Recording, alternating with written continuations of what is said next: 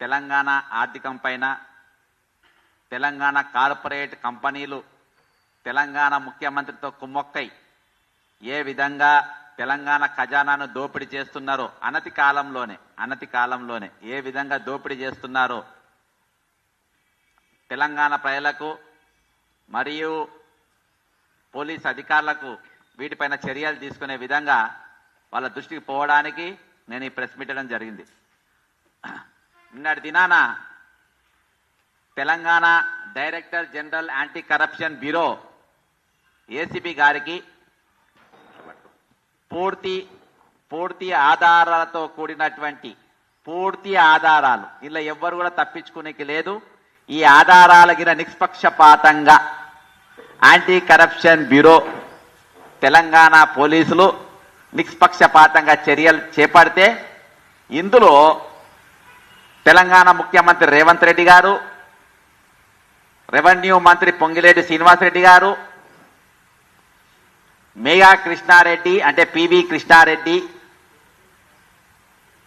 మరియు ఈ స్కామ్ కు మొత్తం కోఆర్డినేషన్ చేసిన ప్రభుత్వ ముఖ్య సలహాదారుడు వేం నరేందర్ రెడ్డి, ఈ నలుగురు కూడా జైలుకు పక్కా పోతారు.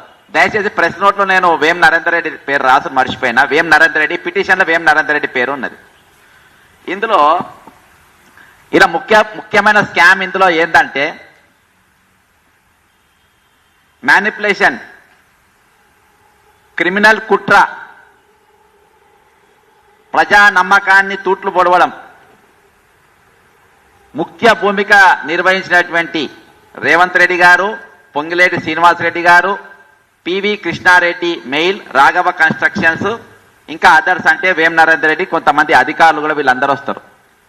ఇక దీని కథకొస్తే కాంగ్రెస్ పార్టీ, జాతీయ కాంగ్రెస్ పార్టీకి రేవంత్ రెడ్డి గారు ఎప్పుడైతే పిసిసి ప్రెసిడెంట్ అయిందో అప్పటికెళ్ళే ముఖ్యమంత్రి కావాలనే ఉద్దేశంతో కొంతమంది నాయకులను పార్టీకి వెళ్ళి వెళ్ళగొట్టేటట్టు వెళ్ళిపోయేటట్టు చేసి వెళ్ళిపోయిన వాళ్ళు మిగిలిన వాళ్ళ కంటే ఈయన చాలా ప్రాచుర్యం పొందాలని జాతీయ కాంగ్రెస్ పార్టీ నమ్మకానికి విశ్వాసానికి పేరుగన్నటువంటి పార్టీ, మా తాత ముత్తాతలు కష్టపడి స్వతంత్రం తెచ్చినామని చెప్పుకునే పార్టీ, ఐడియాలజీ పార్టీ, అవన్నీ చూసి నేను కూడా 34 సంవత్సరాల కాంగ్రెస్ పార్టీలో సహవాసం చేసినటువంటి పార్టీ. మేము రేపు వాళ్లకు అత్యధికమైన ముడుపులు ఎలక్ట్రల్ బాండ్స్ రూపకంగా కాంగ్రెస్ పార్టీకి దాదాపు 148 కోట్ల రూపాయలు మేల్ అంటే mega engineering and infrastructure corporation company ద్వారా మేల్ ద్వారా మరి వారికి ఇవ్వడం జరిగింది. ఇగో ఆధారం, ఇది ఆధారం, ఇది మీ వెబ్సైట్లలో చూస్తే దొరుకుతుంది.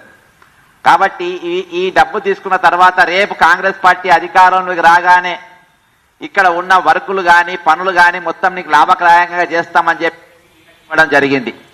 ఇది అంతేకాకుండా మరి పొంగిలేటి శ్రీనివాసరెడ్డి గారు ఆనాడు బీఆర్ఎస్ పార్టీలో ఉన్నటువంటి వ్యక్తి, కాంగ్రెస్ పార్టీకి నేను అంటే ఎప్పుడైతే సర్వే రిపోర్ట్లు ఫేవర్గా వచ్చినాయో నేను కాంగ్రెస్ పార్టీకి రావాలంటే నాకు ఖమ్మం జిల్లా ఎమ్మెల్యేలు మొత్తం నాకు అప్పచెప్పాలి, వాళ్ళని గెలిపించే బాధ్యత నాదని ఆయనతోని ఫండింగ్ చేపించినందుకు నాకు లాభదాయకంగా రేపు వరకు లేకపోతే నాకు లాభం చేయాలని వీళ్ళిద్దరు వ్యాపారవేత్తలు, ఒకరు మంత్రి రూపంగా ఇంకోటి కార్పొరేటర్ ముసుగులో ఉన్నటువంటి ఇద్దరు వ్యక్తులు రేవంత్ రెడ్డి ఇది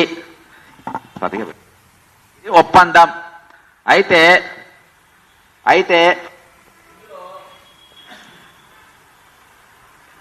mega engineering infrastructure corporation April 17, 2023 8 కోట్ల రూపాయలు ఆల్ ఇండియా కాంగ్రెస్ కమిటీకి ఇచ్చింది. Western UP power transmission company limited October 10, 2023 50 కోట్ల రూపాయలు ఇచ్చింది, అంటే కోటి రూపాయల డినామినేషన్ వేసి ఇచ్చింది. నవంబర్ 2023 అంటే 2021 తారీఖున 60 కోట్ల రూపాయలు కోటి డామినేషన్ పెట్టించింది. మొత్తం కలిసి వెస్టర్న్ యూపీ కంపెనీ 110 కోట్ల రూపాయలు ఎలక్ట్రాల్స్ బాండ్ రూపంగా ఇండియన్ నేషనల్ కాంగ్రెస్ పార్టీకి ఇవ్వడం జరిగింది.